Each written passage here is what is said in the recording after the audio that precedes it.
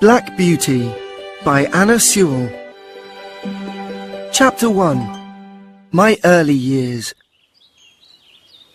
The first place that I can remember is a large field with a little wood at the top, where I lived with my mother and some other horses. A small river ran along the bottom of the field. If I stood at the gate to the field, I could see my owner's house next to a road.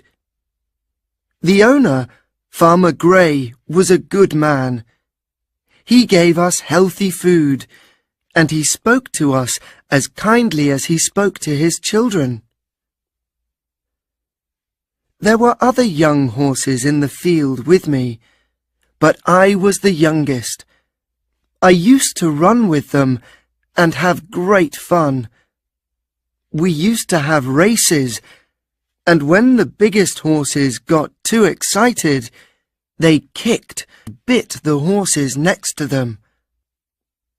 One day, when my mother saw what was happening, she called me over to her. "Listen to me. The horses in this field are all good horses, but they are not all like us. I don't think you have ever seen me bite or kick anyone.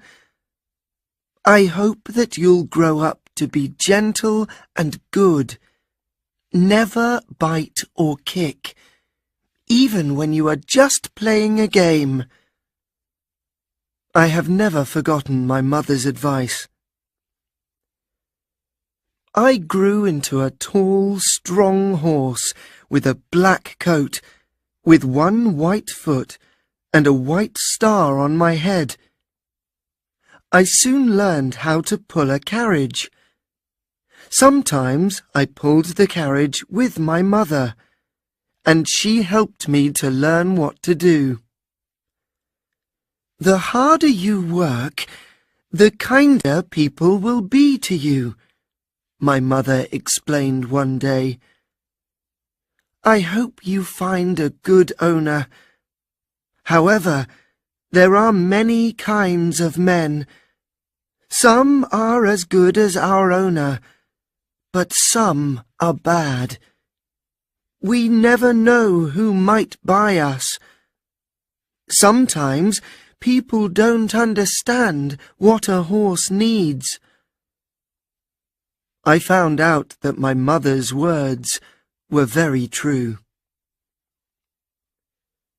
When I was older, Farmer Gray decided to sell me to a new owner.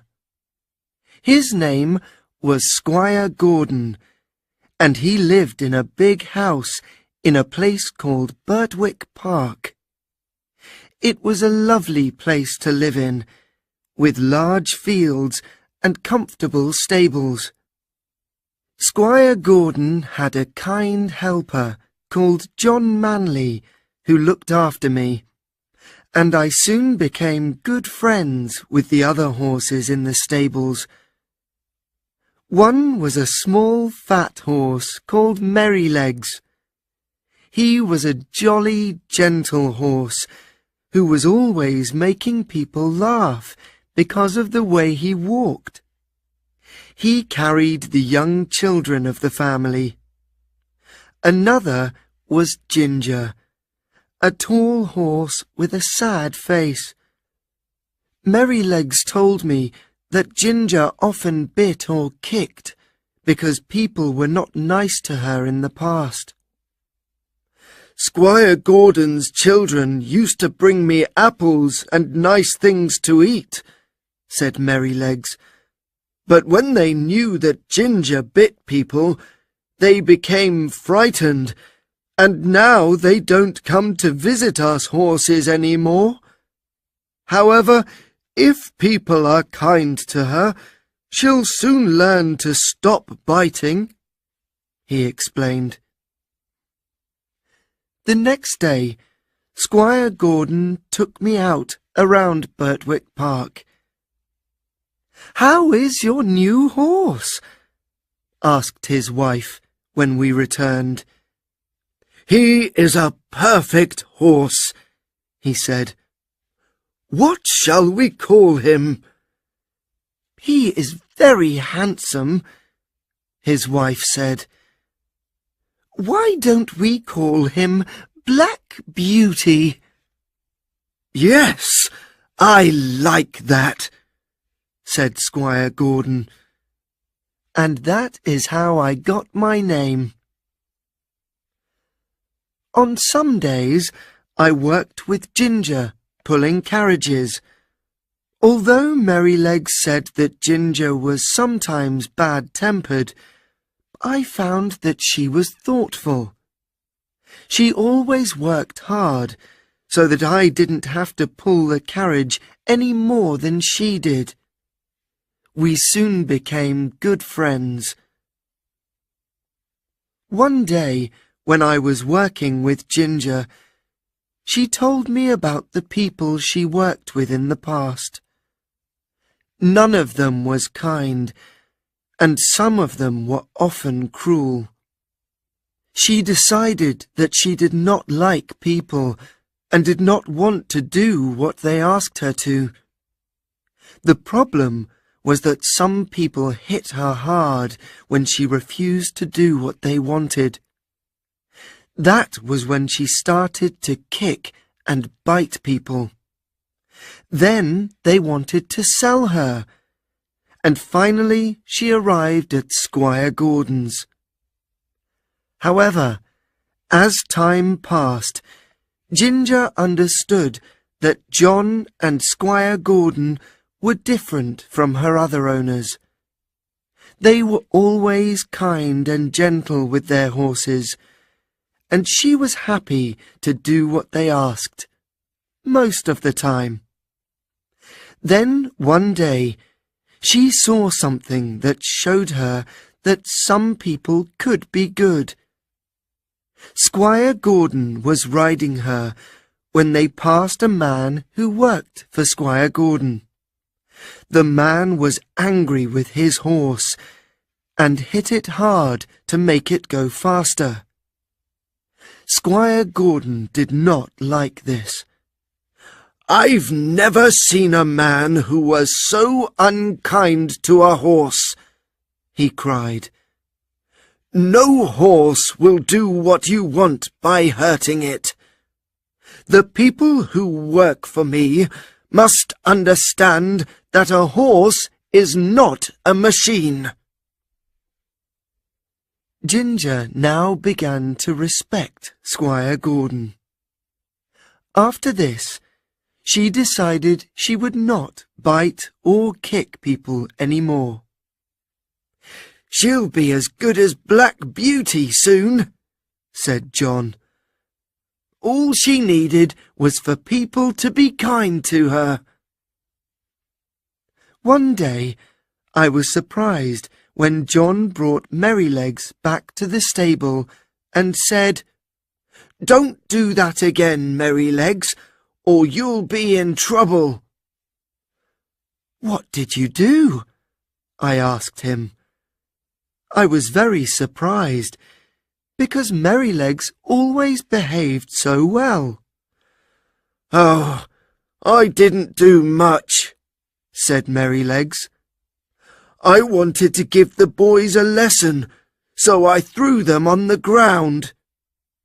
"What?" I said, very surprised. "But you were always so careful with the children." "Of course I am," he said. "I would never hurt the girls or the little children, but the older boys need a lesson sometimes," he continued. "They think that a horse is like a machine, which can continue for hours without a rest. They never think that I can feel tired. So I stopped. When I did not continue, they hit me with a stick. Then I threw them off. They need to learn how a horse feels." "Why didn't you kick them?" said Ginger. "No, I would never do that. I threw them off because I knew it would not hurt them. If I kicked the children, I would be sold to some unkind person who would hit me all the time. We must always remember what a good place we live in.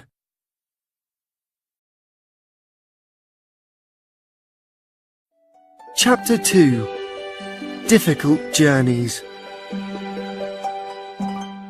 One morning, I was put into a small carriage to take Squire Gordon and John on a long journey for the squire's business. I liked pulling this carriage because it was very light and easy to pull. It was raining when we left, and it was also windy, with many leaves blowing across the road. On our journey, we crossed a bridge, and I saw that the water of the river was really high. Many of the fields that we passed were flooded, and sometimes I had to pull the carriage through water on the road. When we got to the town, I had a good rest, while Squire Gordon did his work. We started to go home late in the afternoon, and now there was a real storm. I heard the strong wind blowing through the big trees that we passed. "I will be happy when we are out of the wood," said Squire Gordon.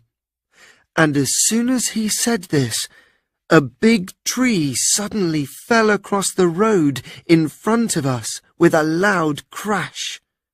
"That was close," said John. "What can we do?" asked Squire Gordon. "We can't go forward," said John. "I think that we'll have to go back home a different way." So we went back along a different road. It was longer, and when we got to the bridge, it was dark. We started crossing the bridge, but I felt that something was wrong, so I stopped.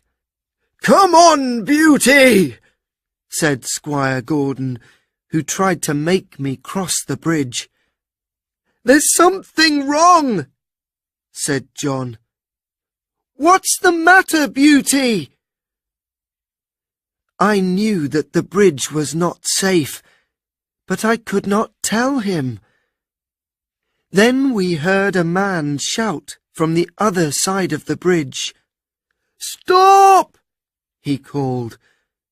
"The bridge is broken in the middle. If you continue, you will fall into the river." "I see," John replied. "Thank you, sir." "And thank you, Black Beauty," called Squire Gordon. "You saved us." We had to take another road home, but the wind was less strong now. At last we saw the gates of Birtwick Park. I was very pleased to be home, and enjoyed my evening food because I was very tired. A few weeks later, Squire Gordon and his wife decided to visit some friends who lived about 60 kilometres from my home. They drove Ginger and me about 35 kilometres on the first day. We stopped often before we reached the town, where we would stay for the night at an inn. Ginger and I were fed and brushed. We were ready to go to sleep when another horse arrived. His young rider smoked a cigarette while his horse was brushed. I don't know how long I slept, or what time it was when I woke up. I felt uncomfortable, although I did not know why. I heard Ginger coughing, and I saw that the air was filled with smoke. Then I knew that there was a fire. A man appeared with a lantern and tried to take the horses outside. We could see that he was anxious, and this frightened us even more. None of us wanted to leave, although we knew we were in danger. What would happen to us? We did not want to go anywhere. Then John arrived.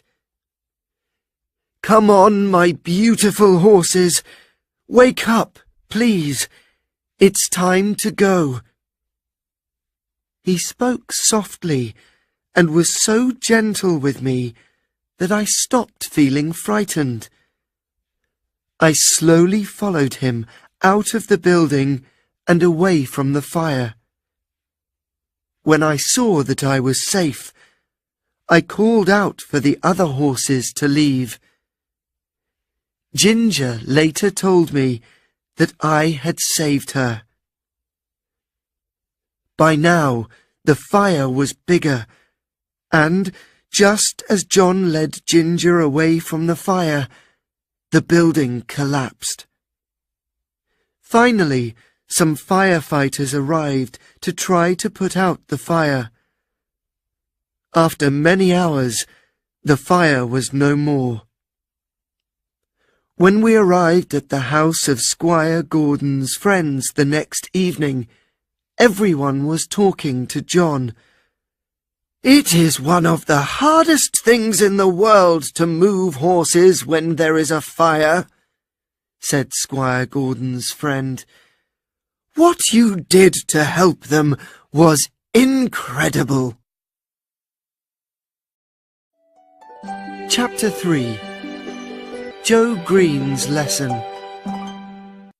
When we returned to Birtwick Park, we heard that John was to have a new helper. His name was Joe Green, and he was 14 years old. "Are you sure you don't need someone who is older than this?" asked Squire Gordon. "No, sir," said John. "Joe is small, but he wants to learn, and he is a hard worker. I was the same age when I started here. I had no family, but you looked after me as well as any parent. Now I live here with a good job and a good living. It is only right that I do the same to this new boy, Joe Green." In the next few weeks, Joe learned to sweep the floor, bring in the food, and wash the carriages. He was too small to brush Ginger or me, so he practiced on Merrylegs. He was a happy boy who was always singing. However, it was not always a happy time.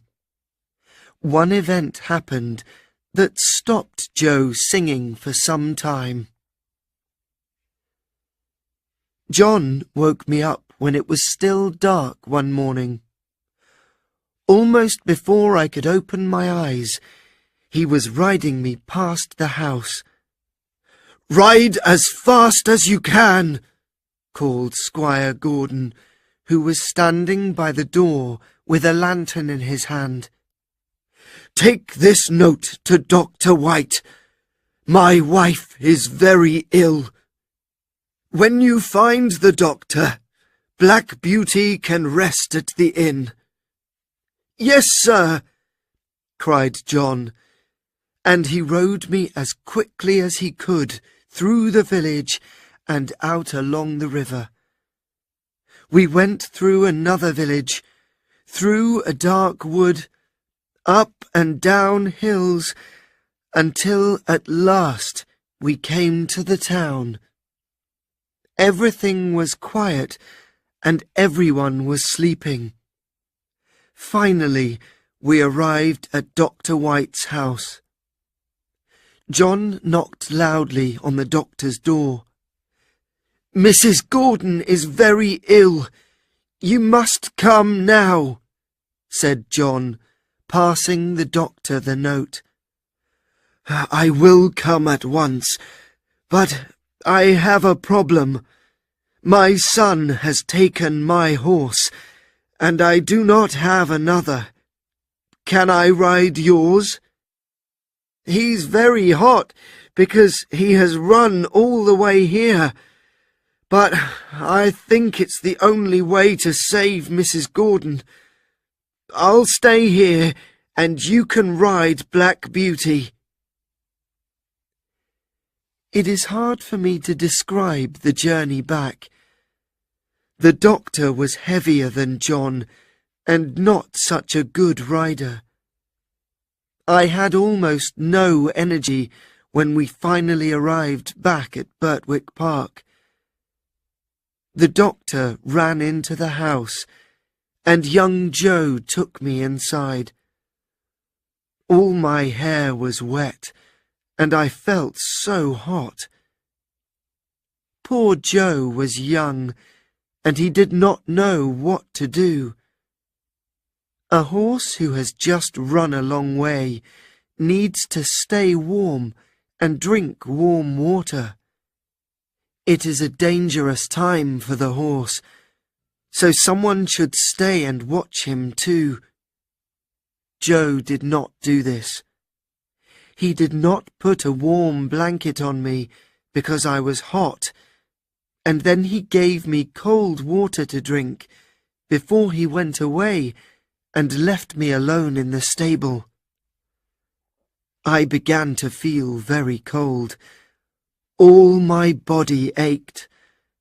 I lay down and tried to sleep. When I woke up, John was at my side.